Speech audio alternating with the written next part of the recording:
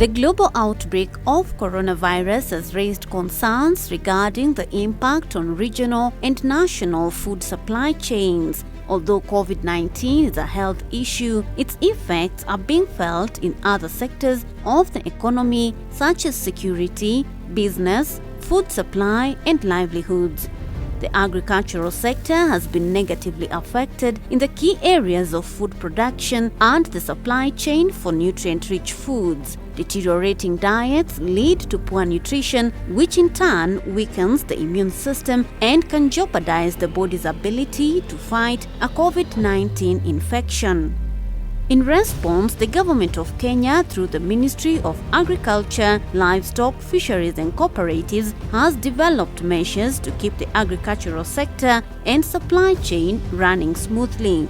The Agri-Nutrition Department of the ministry has been working closely with the Ministry of Health and other stakeholders to sensitize Kenyans on the integral role of nutrition in the fight against the pandemic. This is being done through the 1 Million Kitchen Gardens project that targets 1 million vulnerable households in rural and urban areas.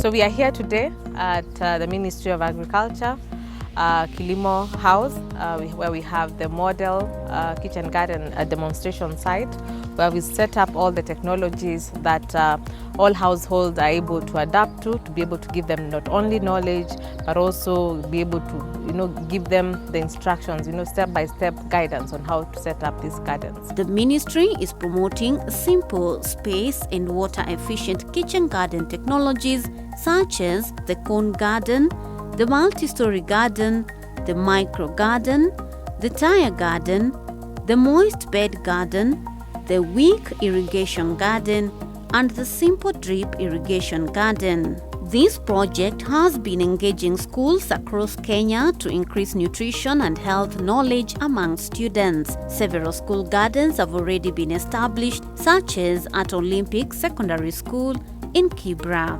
Here in the school, the students are learning about agriculture through this farming, and we have what we call 4K club, and some students are doing agriculture as their exam in the Form 4s. Olympic Secondary School also acts as a demonstration site for the surrounding community. With the scarcity of the space in Kibra, the surrounding people or the community from the Kibra, they come here in the school. We show them where they are taught how they can use a smaller space to get something to eat. Adrian Odhiambo, a Form 1 student at Olympic Secondary School, has greatly benefited from this initiative. He has not only learned how to grow vegetables, but also earns a few coins from working at the school's kitchen garden. Despite schools having closed down due to the COVID-19 pandemic, Adrian has been busy growing vegetables, fruits and spices. Niliamua na hii corona siwezi kaa nyumbani tunakaa natembea tu. Kwa na hii kazi ndio nasoma nafanya kazi hapa, hata kama nimelipo kidogo, naona vitabu na andika notes. My friends are just making a call for me. Nende nicheze game. Nilisema game, there is time for playing and time for keeping busy. Adrian is calling on other young people to take interest in agriculture.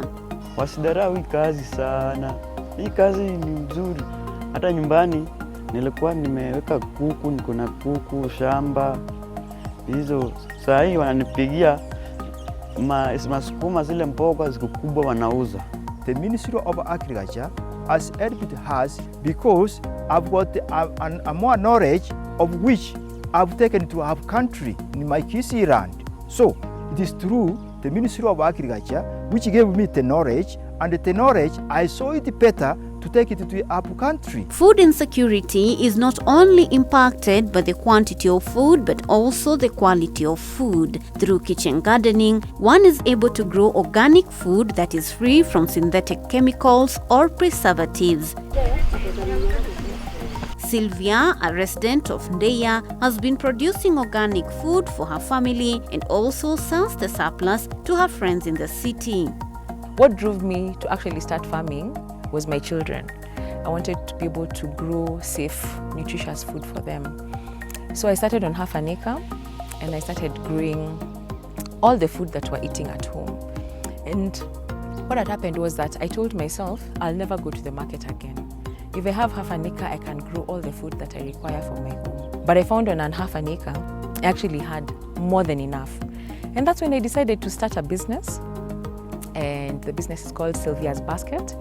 And I was selling food to my friends. Once a week, I would go around the farm and just pick the excesses of what I had, put it in baskets and take it to my friends in the city.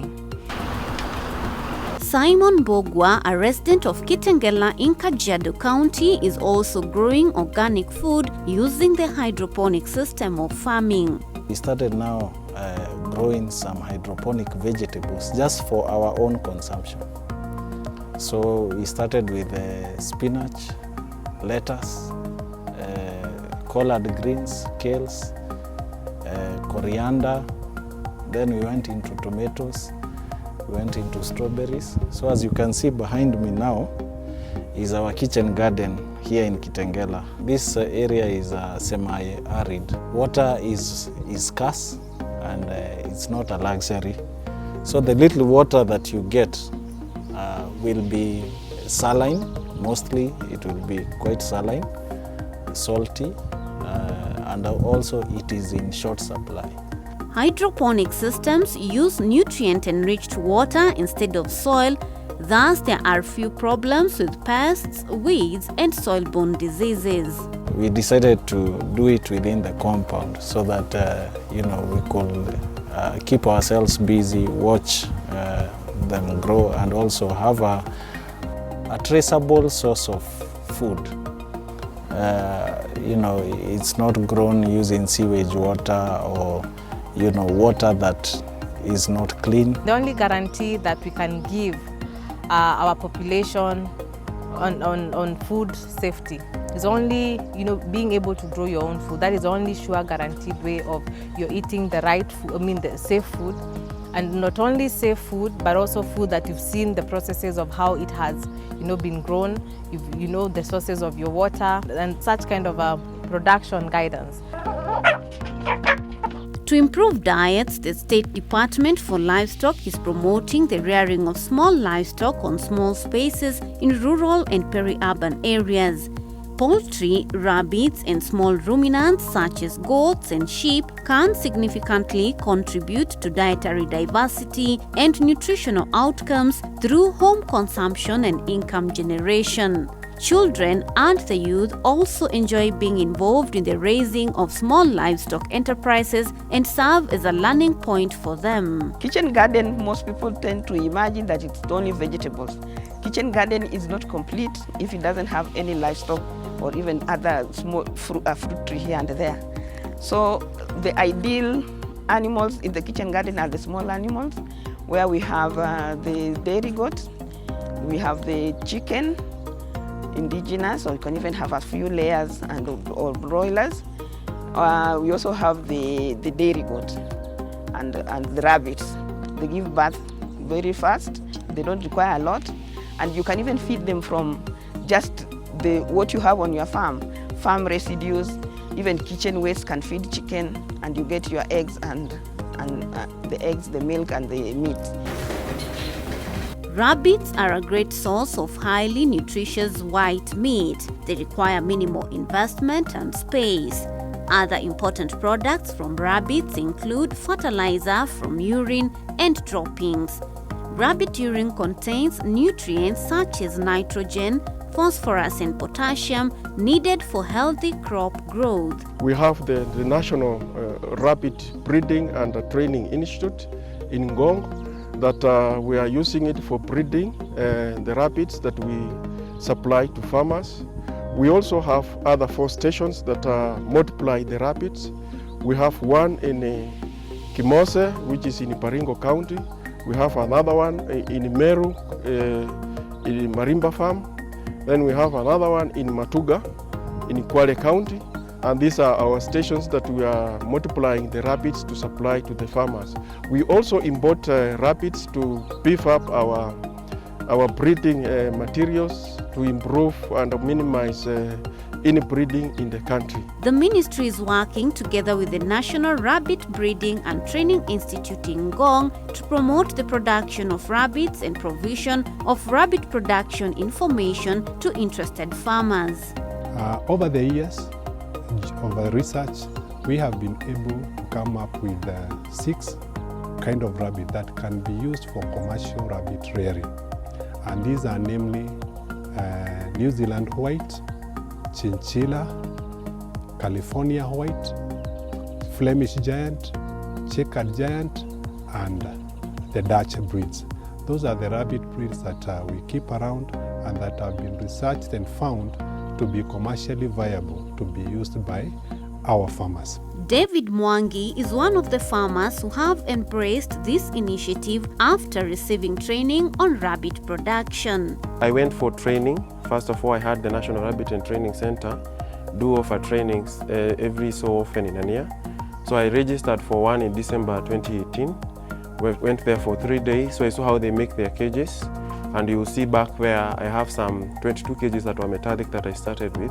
So when it comes to rabbit, I say it's a scale-insensitive business, which I would encourage anyone to do. I came to know about rabbit farming, which I really appreciate. I can practice my nursing and come back and feed the rabbits. It's only 1 hour for all these cages, even less than an hour for us to feed them. The white rabbits, they got so sweet meat. And the bone to meat ratio, it has a lot of meat than the bones. Dairy goat rearing is very beneficial for households. A goat is a renewable provider of milk, manure, and fiber, and also provides meat and hide. Dairy goats are bred for milk production, and more people are turning to goat milk due to increased awareness of its qualities. Bernard Karari, who is a resident of Kayole, is a dairy goat farmer. Despite having a small space, he has managed to keep at least 3 dairy goats that provide him with nutritious milk for home consumption and for sale. I decided to get to do the dairy goat farming here as a source of income, as a side hustle. I'm a community health assistant. And after doing a research, I decided to cash on the demand for goat milk in particular. It's in great demand. After talking to other dairy goat farmers, they recommended the Alpine, German Alpine, which is a good producer of milk. Joyce Wanjiko, or Mama Jimmy, is also a happy dairy goat farmer. Her family enjoys a daily supply of fresh, nutritious goat milk. Nilionelea ikiwa kitu mzuri sana, juu ukiwa huku nyumbani hauna shamba. Sasa nikaonelea kwamba juu mimi ni mfanyikazi wa biashara ya hii sukuma ya soko, hiyo majani yenye natumia na iletea, juu hiyo busi si haikuli chakula mingi. Rearing of chicken is highly suitable for vulnerable households. Products from chicken improve nutrition security by providing high-quality animal protein in form of eggs and meat. The State Department of Livestock is therefore enhancing the supply of day-old and month-old improved kienyeji chicks to farmers. Caro is doing the breeding of the improved indigenous chicken, and the ministry is establishing 2 hatcheries. One is almost complete in Marimanti, that is Tharaka Nithi County. Very soon we are going to start production of day-old chicks, which we are going to sell to the farmers to increase the production.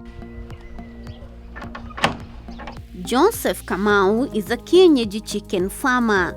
After retiring from the University of Nairobi 10 years ago, he managed to acquire a small piece of land in Ngong town on which he rears kienyeji chicken for home consumption and for sale. Kwangu mimi nina bahati, nina pahali kidogo nimefungia kuku wangu, na sio kidogo vile, naweza kuextend ndio, sababu nina hiyo idea ya kuzi multiply. Ukiweza kama mkulima uweze kubreed zako inakuwa na manufaa ama unakuwa na faida. Although COVID-19 does not affect fish, the fisheries sector has been subject to indirect impacts of the pandemic. To enhance food security and nutrition, the State Department for Fisheries, Aquaculture and Blue Economy is promoting the aquaponics technology to ensure there's a steady supply of fish. So you'll find that these kind of innovations, where we have the simple technologies such as aquaponics, you're able to grow not only a vegetable but also you're able to grow fish, where you have the excretions from the fish kind of production acting as a source of nutrition for the vegetables in terms of manure for them to be able to grow in. This project is being implemented in currently 35 schools. We are working with learning institutions. We want to send a message to the youth that they can also grow fish and a crop in a very small area, basically in backyards. One of the partner schools is South Teto Girls High School in Mokoroine, Nyeri County. The students have greatly benefited with this technology, mainly because actually apart from teaching it theoretically, they are able to see what is actually happening practically. They are also doing it in the greenhouse. So it has greatly benefited the students in making agriculture to be very interesting. And actually we use the students in feeding the fish. We are actually already working on how to revive the 4K clubs once the kids are back fully in schools. We have already developed for them the manuals on how to set up the 4K clubs, and now we are gearing towards building the capacity of their teachers to be able to help them form the 4K clubs back in schools.